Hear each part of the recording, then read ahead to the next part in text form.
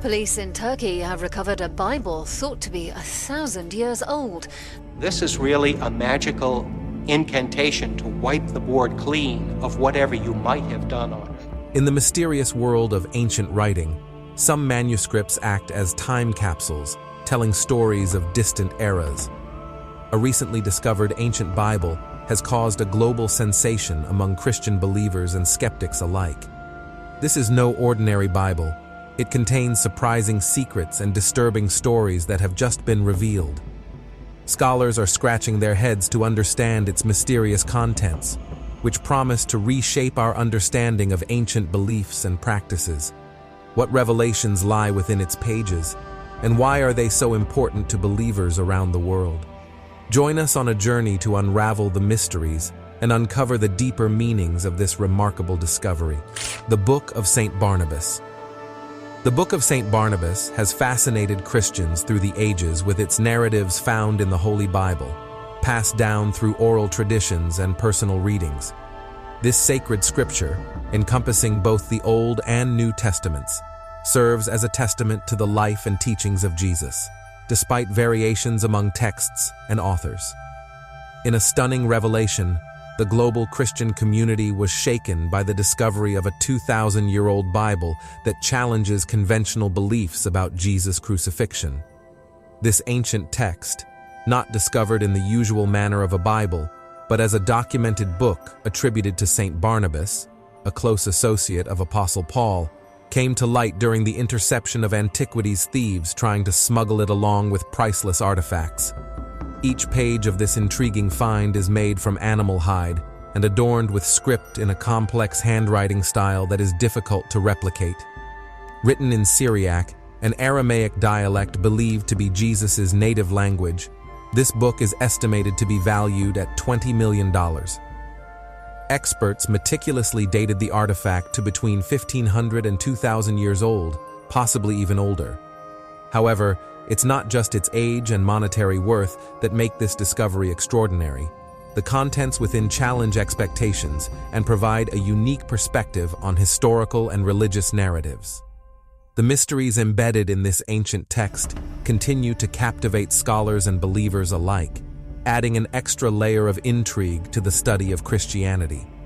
Notably, the Gospel of Barnabas presents a manuscript that diverges from the traditional biblical narrative.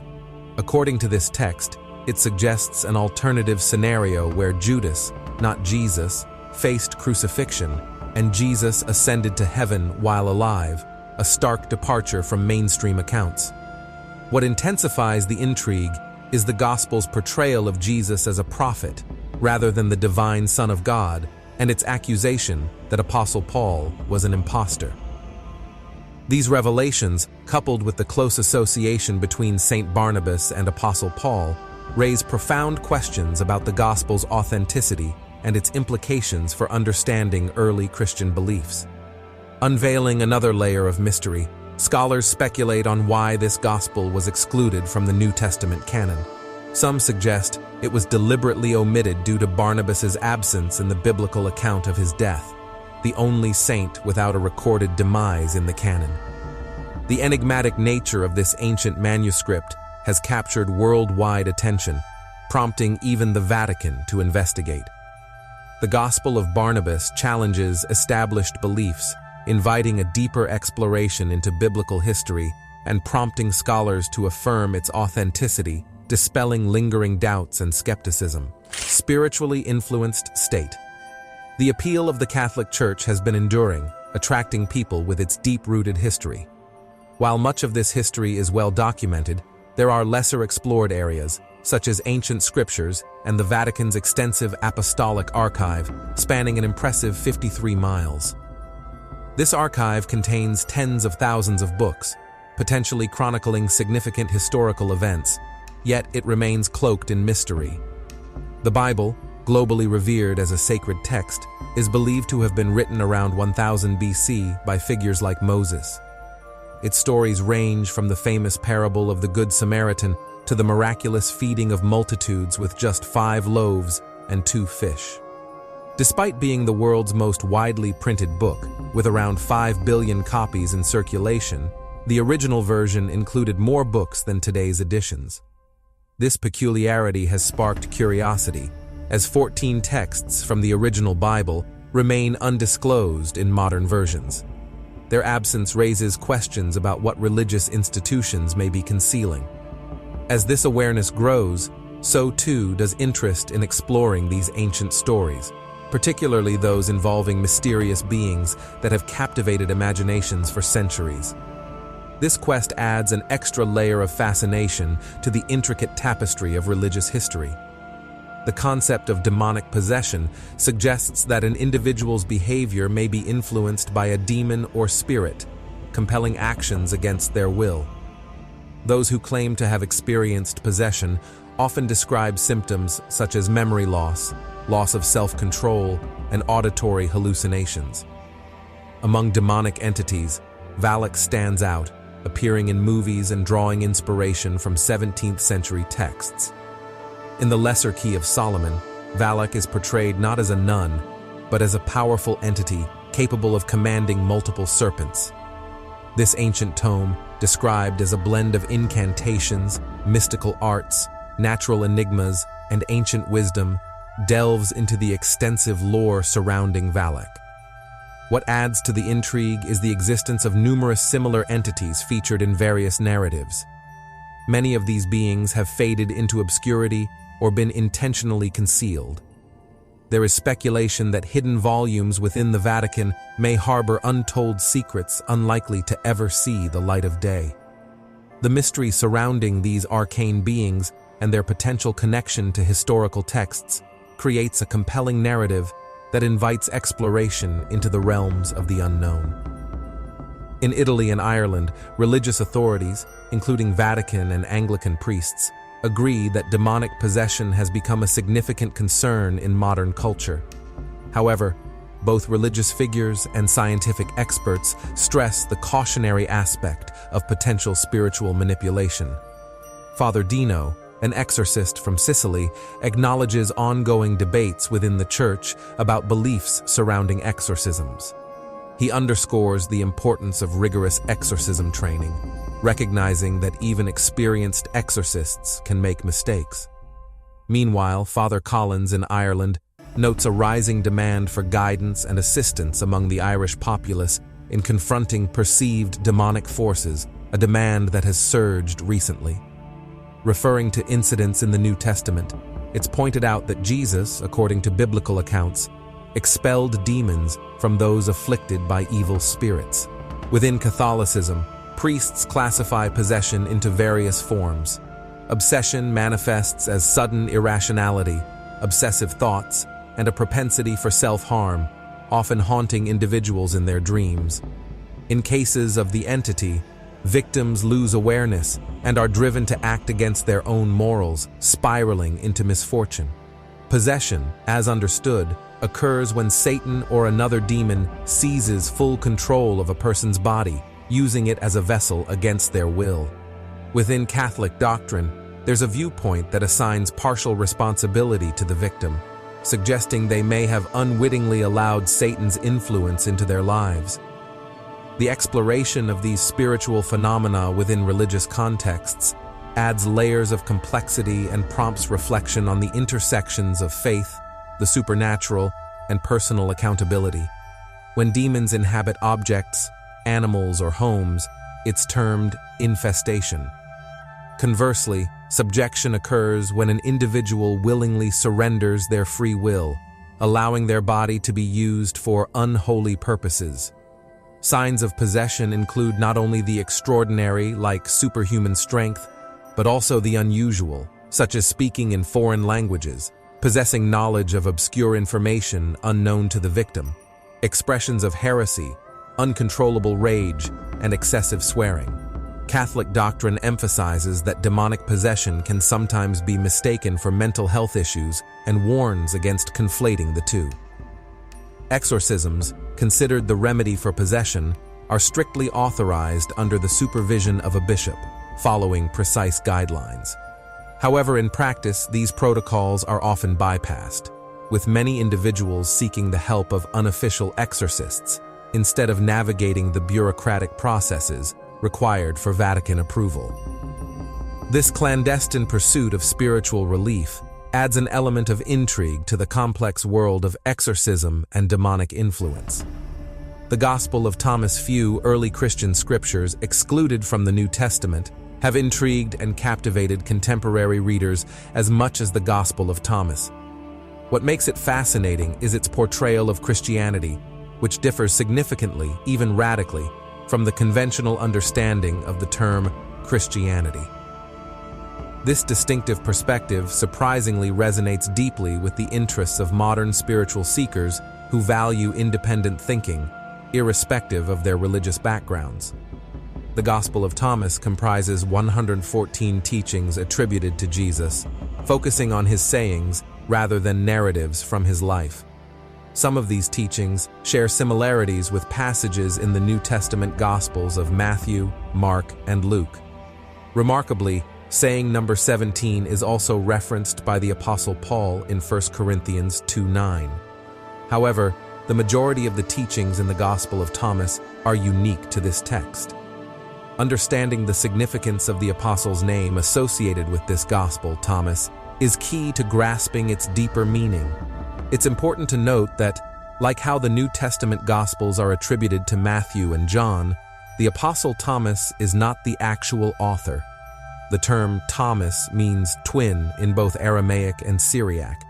The Gospel portrays Thomas as Jesus' spiritual twin, symbolizing a profound spiritual similarity.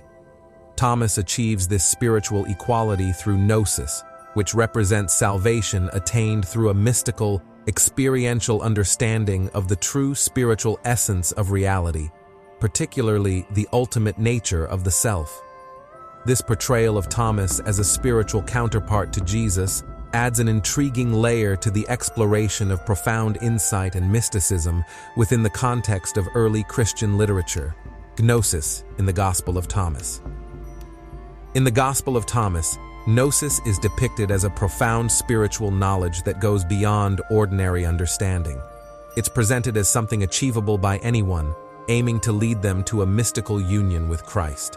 Saying 108 illustrates this by suggesting that those who receive this knowledge will become like Christ and gain insight into hidden truths. Jesus, according to the Gospel of Thomas, criticizes literal-minded disciples who seek straightforward rules for salvation. Instead, he offers cryptic sayings that encourage readers to move beyond rigid thinking and embrace more intuitive ways of understanding.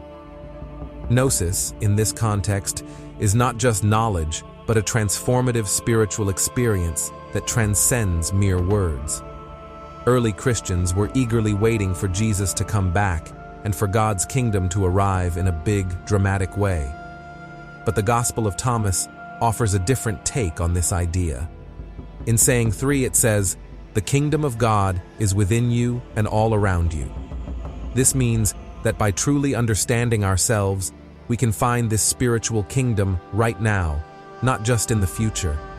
Instead of looking for big events to happen on earth, the Gospel of Thomas tells us that God's kingdom is already here and can be experienced in the present moment by those who seek deeper knowledge and understanding.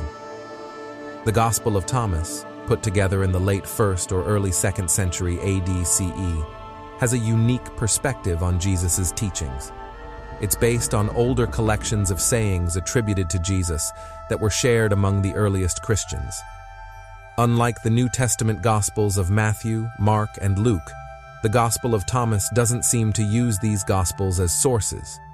Even when there are similar sayings, the versions in Thomas are quite different.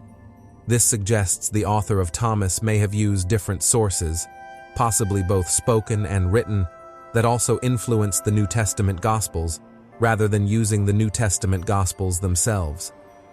Interestingly, the Gospel of Thomas leaves out certain sayings found in the New Testament that could have supported its own theological views. Despite attempts to suppress it, the Gospel of Thomas remained popular in late antiquity. Early Christian writers often mentioned or quoted it, and its influence lasted into the 5th and 6th centuries.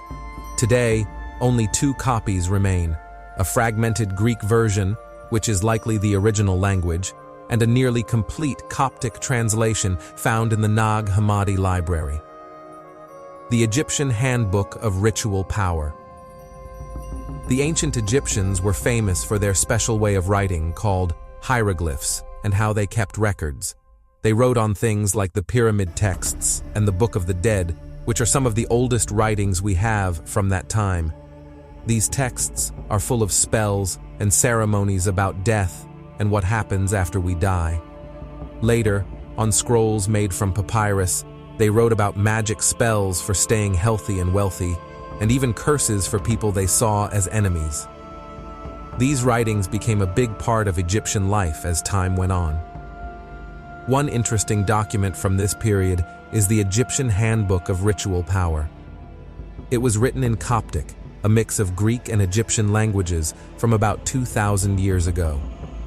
This book is said to hold secrets from a lost Christian group. It's only 20 pages long, written on parchment, and it's unique because it has spells and curses that aren't in older texts. What makes it really mysterious is that it talks about a main character named Bakhtiotha, who's called the Great Lord of 49 types of snakes, something you don't find in any other old writings. Who is Enoch? Enoch is a fascinating figure in the Bible. He was Adam's great-great-great-great-grandson and the great-grandfather of Noah. Known for his deep holiness and unwavering faith, Enoch devoted his life entirely to divine purposes. Besides his notable family lineage, Enoch is also famous as the father of Methuselah, who holds the record for the longest lifespan mentioned in the Bible. Enoch's impact on biblical history is profound. He is revered as a patriarch who left a lasting impression on the unfolding biblical narrative. What sets Enoch apart is his unique fate. Along with Elijah, he is one of the few figures in the Bible who did not experience death in the usual way, but instead was taken directly to heaven, a rare and mystical departure. Enoch's story, with its themes of longevity, lineage, and a celestial journey, adds a captivating layer to the rich tapestry of biblical storytelling. Enoch, a captivating figure from Genesis, is shrouded in mystery and divine favor. According to Genesis 5:24, after living an impressive 356 years, God takes him away, mirroring the ethereal departure witnessed by the prophet Elijah. Enoch's life is marked by unwavering faith, distinguishing him as someone deeply cherished by God. His extraordinary fate, being spared from death, is a rare grace bestowed on very few. Beyond the biblical narrative, Enoch's influence spans Jewish and Christian traditions. Known as the Scribe of Judgment and attributed as the author of the Book of Enoch, his name resonates throughout various biblical texts, including the Gospel of Luke, the Epistle to the Hebrews, and the Epistle of Jude. Enoch is revered as a saint in the Catholic Church, Eastern Orthodoxy, and Oriental Orthodoxy, elevating his significance beyond mere historical stature. Enoch emerges not just as a historical figure, but as a prominent preacher and prophetic voice. His sermons, echoing God's judgments on humanity, set the stage for Noah's later mission as a preacher of righteousness and the builder of the famous ark. To delve deeper into Enoch's supernatural encounters and background, exploring the apocryphal books attributed to him reveals the mystical dimensions of this intriguing biblical persona, a doorway into a realm where the divine and earthly intersect in profound ways. The Book of Enoch. The Book of Enoch is a collection of profound writings covering topics like rewards, punishment, the end of the world, and final judgment. Its initial chapters, 6 to 36, explore angels, the tree of life, Jerusalem, and the universe. A significant part, known as the Watcher's Book, tells the story from Genesis 6:1-4 about fallen angels who transgress by seducing women. This act leads to the birth of the Nephilim, described as giant beings, and the angels also share forbidden knowledge with humanity. These events culminate in the Great Flood and the destruction of the Nephilim. The term Nephilim refers to these fallen ones, often depicted as immense beings. Interpretations about their origins vary. Some believe they are offspring of fallen angels and human women, as detailed in the first book of Enoch, a Jewish text not included in the Bible. Here, the Nephilim are described as giants, possibly hinting at their extraordinary size due to their supernatural lineage. This raises theological questions about the possibility of angels or demons physically interacting with humans. An alternative view, less supernatural, suggests the Nephilim were simply sinful men, descendants of Seth, who chose to reject God. This perspective, known as the Scythian view, gained support from figures like St. Augustine and various church fathers, as well as Jewish scholars. According to this interpretation, the Nephilim were the ungodly offspring of Cain's descendants, portraying them as powerful and notorious warriors in ancient narratives. Whether viewed literally or metaphorically, the stature and prowess of the Nephilim continue to intrigue scholars and spark interpretations about their role in ancient mythology and theological discussions. Enoch's book, particularly its second half known as the Parables of Similitude, takes an intriguing turn into apocalyptic prophecy.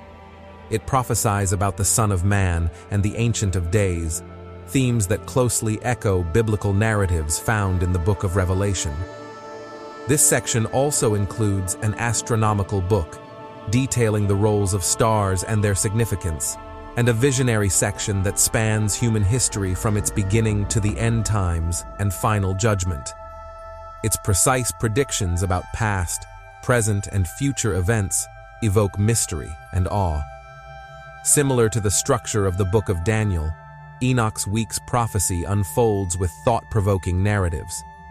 The conclusion of the book acts as a reflective guide, imparting life lessons and wisdom, emphasizing humanity's accountability to God. In a surprising revelation, the book also includes previously undisclosed narratives about Noah, revealing his mission to save humanity.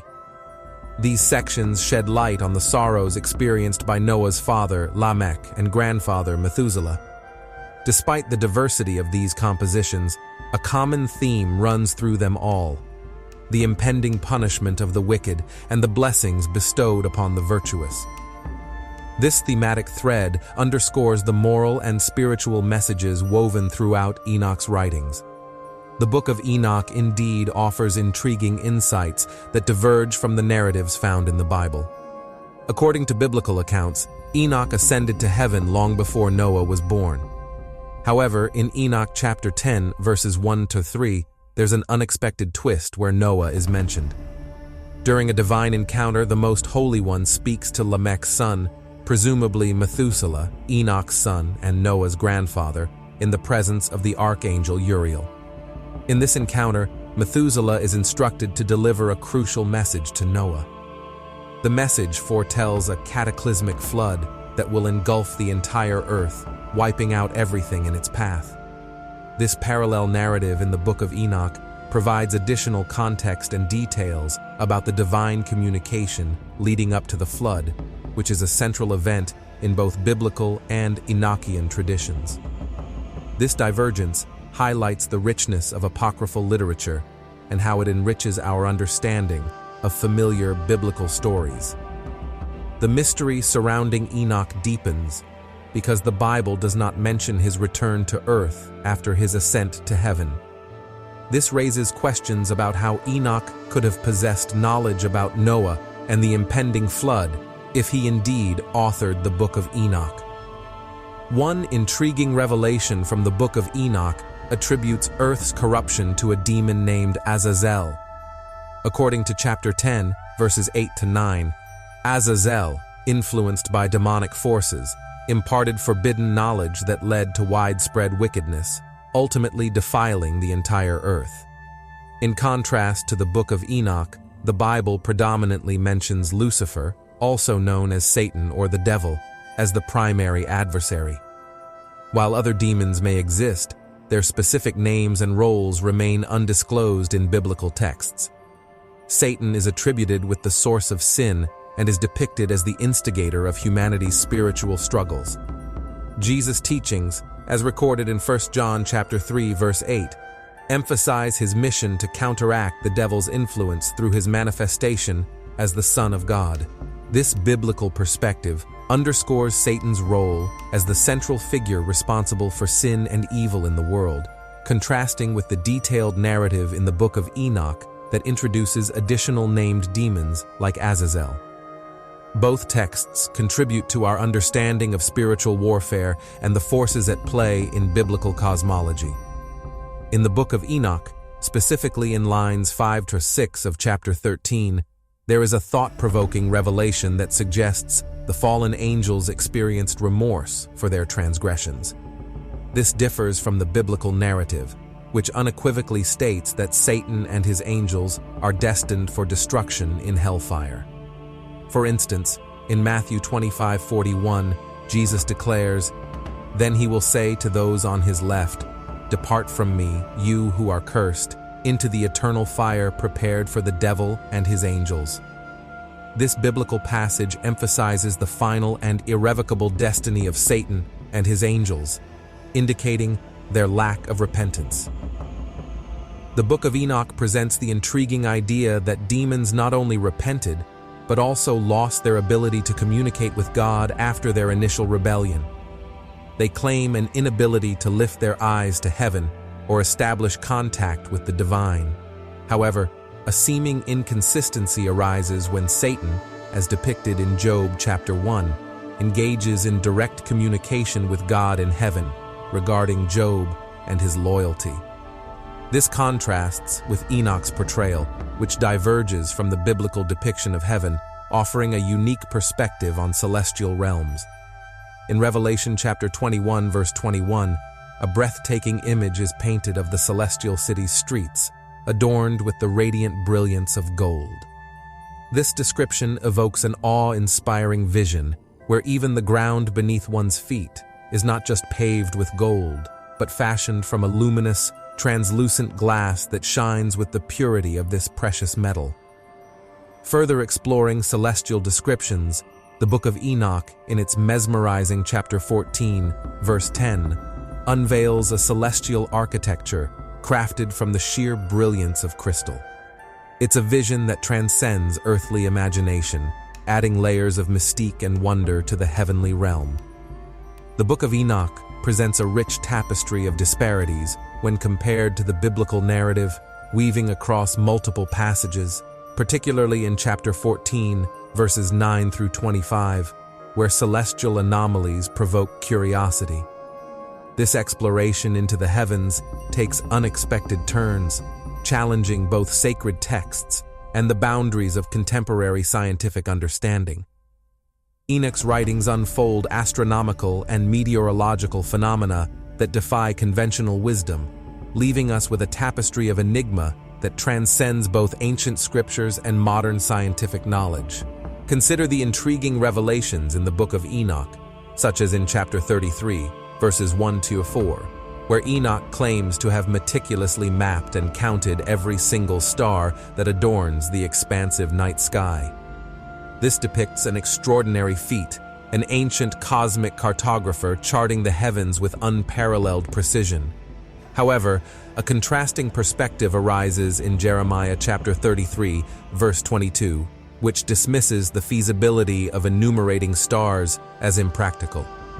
Modern astronomers affirm this challenge, as the Milky Way alone dazzles with an estimated 100 billion stars, alongside countless galaxies strewn across the cosmic canvas. The Book of Enoch indeed ventures into realms that challenge conventional understanding. In chapter 41, it whimsically suggests that the wind, snow, hail, and even the moon originate from a wooden receptacle nestled in the celestial heights. This fantastical narrative stretches the bounds of sensibility and stands in contrast to both logical reasoning and biblical teachings. These curious and seemingly incongruous revelations prompt contemplation on why the Book of Enoch did not find its place within the biblical canon. Perhaps these deviations from established beliefs offer insights into what sets it apart from the sacred scriptures we cherish. Delving into the multifaceted nature of the Book of Enoch, reveals a narrative praised for its inspirational content, yet criticized for its divergent twists. This ancient manuscript unfolds like a grand tapestry, weaving together the threads of creation, the present, and future events, from the genesis of creation to the saga of Jesus Christ, the Son of Man, and culminating in a veiled day of reckoning. Remarkably, the tome encapsulates nearly the entire biblical narrative within its pages, offering insights that expand upon the essence found in Genesis and beyond. The exclusion of the first book of Enoch from the biblical canon raises a compelling question. Why isn't this extensive volume considered sacred scripture? While undeniably intriguing, it's important to recognize that the Book of Enoch lacks the divine inspiration attributed to canonical texts. Its status as non-scriptural is significant despite its presence in historical manuscripts of the early church, including appearances in apocryphal books like Baruch. One of the main reasons for its exclusion lies in its inconsistency with established biblical narratives. The Book of Enoch often diverges from canonical accounts, raising concerns about its authorship and authenticity. It's categorized as pseudepigrapha literature, indicating that its authorship may not align with its claimed origin. For example, the mention of Noah in the Book of Enoch, whose timeline contradicts biblical chronology, underscores these discrepancies. According to biblical tradition, Enoch ascended to heaven long before Noah's time, which complicates its alignment with accepted biblical chronology and narratives. The Book of Enoch indeed presents a fascinating blend of inspiration and skepticism, inviting readers to explore its layers with discernment. It's widely believed to have been composed long after the time of Enoch himself, likely by an author claiming his name and authority. This attribution complicates its status as a source of gospel doctrines, as it may not align with the authenticity expected of canonical texts. Interestingly, Jude, a figure of the early Christian era, appears to reference the Book of Enoch in his writings, suggesting its recognition and influence in ancient times.